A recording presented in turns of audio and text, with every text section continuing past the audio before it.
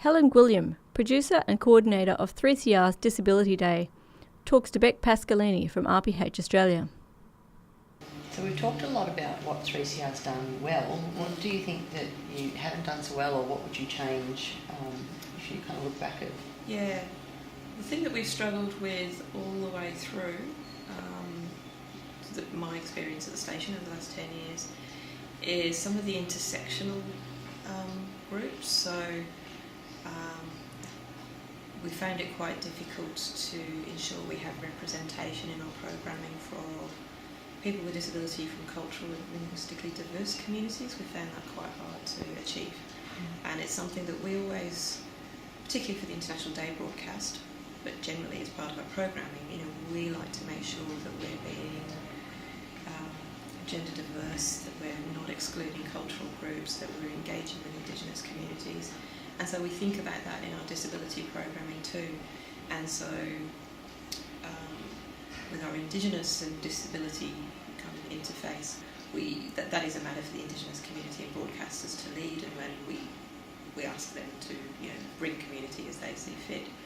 That area around cultural and linguistically diverse, we found hard to make sure we have the representation in our programming, and that's something that we struggle with.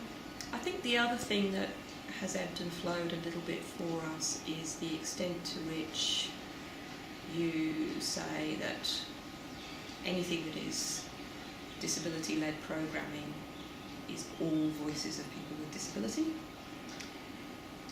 and the extent to which you encourage the rest of your programming community to really be involved and talk about disability. And so that is a bit of a kind of a seesaw thing, because we want to make sure that, or encourage all of our programmers, whether they identify as having a disability or not, to feel comfortable engaging with and talking about disability as a current affairs issue, as an arts issue, as an environmental issue, to fit into their program, so that they're not talking about disability. But we're also conscious that when that happens, we want to make sure that the voice of disability is represented and people are being talked about.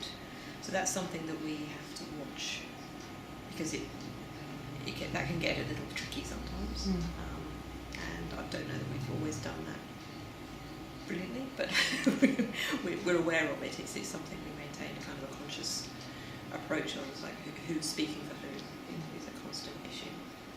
And I guess educating volunteers and staff around people first language and media coverage of people with disability and ways of talking about issues that might be respectful.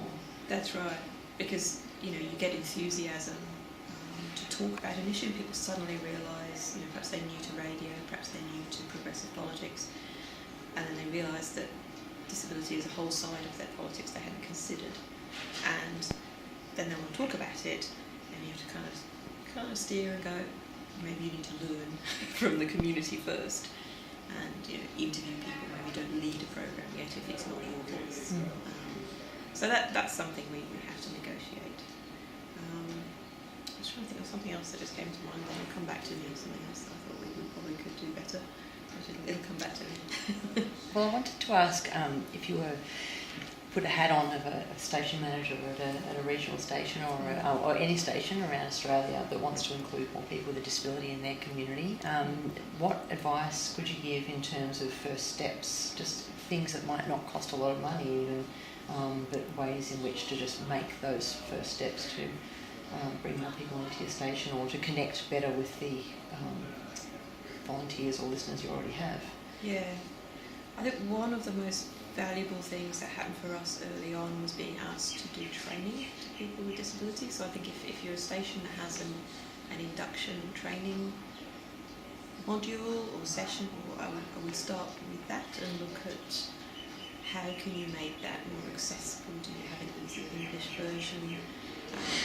Do you have pictures and practical, more active learning ways of transferring knowledge? Because that was something that very early on happened for us through the Summer Foundation, and it helped us really look at the way in which we bring volunteers through the station and realised that a lot of our training material was very text heavy and had quite technical languaging. It had a language level that assumed a level of education that not everybody has the opportunity to achieve. And so I'd really recommend looking at, what is it that you give to people when you're enabling them to come on and volunteer? Do you have easy ways of transferring knowledge and supporting people through that? And I would think about, finding that partner organisation in your community that wants to work with you. I think that helps a lot. If you've got an organisation near you, we have one in Fitzroy that we've worked with a lot called Valid, which is an advocacy organisation led by people with intellectual disability. I'd say partner with an organisation that is genuinely disability-led and see if what they're interested in, because that will tell you a lot about how to go forward. I'd start with an organisation where you can build a trusted relationship and bring people into, maybe to start with as guests or for an event that the community is having anyway, and start to include some people. But if you don't have anyone who identifies in the station as disabled. And you've developed your programming around International Day of People with Disability over many years, and it's grown to be something very significant that I think you got a grant this year. We did. Did you? Yeah, we were very lucky. So for the first 9 years, we had the very first year of the broadcast, which is a 12-hour broadcast. So we suspend other programming, and from 7 till 7 on the 3rd of December each year, we have disability-led programming, and people kind of bid for shows. So it reflects our grid and our ethos, but it's led by people with disability as programmers and people with disability as guests and performers. And a lot of that comes from the station community, and then others come from outside. So the first year we had a grant from Melbourne City Council for an event for International Day of People with Disability. And then after that it's been largely volunteer coordinated within the station. But last year we were very fortunate. It's been going now, and it's quite a big thing for us.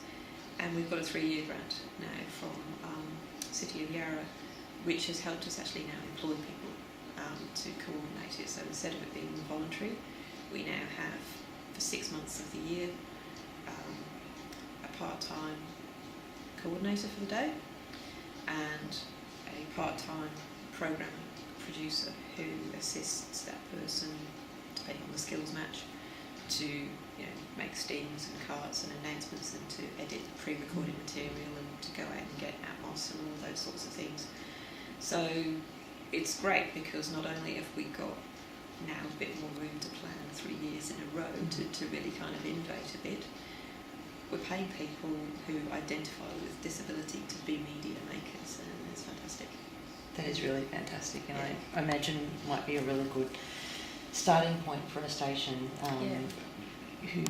for whom the idea of a year-long program with regular interaction might be a little bit out of there, might be beyond their capacity. Perhaps start with a discrete project, find some funding or otherwise, and then build on that success. And local government is really they often have grants for International Day events, and once you form a relationship with the local government that can see their local community being represented and being heard, it often does build good relationships that can lead to other opportunities. So it's well worth looking at that and doing something manageable for a couple of years and seeing where it goes. Did you have an anecdote that you wanted to share? You've shared a couple with us already, but something that really stands out in your mind is the heartwarming story of participation at your station? I think for me personally, some of the more unexpected things that I've really enjoyed out of this is we've been able to often, and we like to do more, represent deaf community on radio, and that's it's something that I think it takes some planning sometimes, because a lot of us are not very familiar with deaf culture and how to go about it. And so one of the first years of the broadcasts, we had Jodie Barney, who's a pretty in Victoria and a well-known Indigenous deaf activist, and so we interviewed her, and she's very well known, and she's very well respected as an activist, and we had an interpreter and we did a pre-record. And then at the end of it she said, "This is the first radio interview I've ever done." And I was kind of astonished because she's very well known as an activist in her community. You know, she'd been on state government committees and all sorts of things. So that for me is like, this is why 3CR does things with people who aren't normally heard, because the media doesn't do this. And then this year, so that was kind of right at the beginning of our 10-year broadcasts. This year, because we had funding from the City of Yarra and we had a coordinator, 4 of our programs for International Day were Auslan interpreted before the day. We were broadcasting live, and broadcasting the pre-record, and at the same time the Auslan version was going out on Facebook feed so that deaf community could hear and see what was happening with them on radio. And for me that was like, that's really amazing to be able to do something like that. It's really innovative. It is. But you know, there's all sorts of things for me, like you say, it's just being here on the day when, I think if you identify as a person with a disability, the opportunity to be somewhere where you see and hear so many members of your community in one place, panelling, interviewing, talking, or catching up in the kitchen. That's really the kind of the buzz for me. Is like we're all just here doing what we're interested in doing, which is being heard and taking part, and that's really fantastic. But I think for me, there's really innovative things where you can, particularly with pre-record, you can work with people who it would be very difficult otherwise. One of the other ones was a few years ago we had Melbourne City Mission had an organisation called Compass Clubhouse, which was really a meeting point for people who had acquired brain injury. And we were able to do panel shows and pre-records in a way that enabled people for whom talking is a tiring exercise, and coming on a live show would be quite difficult, but to really kind of work to kind of plan discussions that on air are just as entertaining and interesting as any other piece of radio, but you can plan ahead and do it if you meet people's needs. And I think that's where I come back to the training side of stuff, because once you start looking at training programs and saying, if you're going to engage with people with disability, you need to understand and have discussed with these people what the needs are. You know, are you going to run out of voice? Are you going to get tired? What kind of environment is distressing or difficult for you to operate in? Then you can enable the right things to happen if you work through. And might that mean sometimes that people might not need to come into the station if they have, absolutely. It wasn't possible for them to travel physically to the station? You could go out to them or use technology to participate in other ways? Yeah, when we've done certainly interviews of people who live with respirators, but who lead enormously creative lives, making music or writing stories and all sorts of stuff. So we've been out and recorded with those people. So it's really around enabling people to be heard, however they can be heard, and it just takes a bit of planning and I think some passion to engage in that too. And that's the thing, and you can tailor it. We've got, again, the International Day when you were here, when we've had for a long time braille on our panel, so people can learn to panel relatively easily. But we've now also got the ability to plug in people's communication devices so that people can plan discussions but actually be in the show live on air, because the interview has been planned properly between the paneller and the guest, and then you can actually patch through the communication device so that people can be heard as well, and it's fantastic what you can do with technology. So we've talked a little bit, we've talked a lot about advice for stations, and you want to include people with a disability, but is there any advice that you might have for a producer, say with a vision impairment, or a producer with a disability, or someone who wants to make radio? Have you got any advice for them wanting to approach their local station and get started in community radio? I think to be very basically just ask, have a go, be positive and be interested and I think just engage. It's most community radio stations, I think, are very welcoming of people who want to take part, And so I think, listen to radio stations, listen to the ones that you think you might enjoy, do a bit of research about them, and then go and have a conversation with whoever it is at the radio station who assists volunteers to participate. And that person may not have lots of experience of disability, so be prepared for that, and bring your knowledge. Bring your knowledge, because you're the expert in you, and bring it and be ready to help make it work. Make it well. Thanks so much. Thank Helen. you. Produced for RPH Australia and the Ability Radio Project, 4ZZZ FM.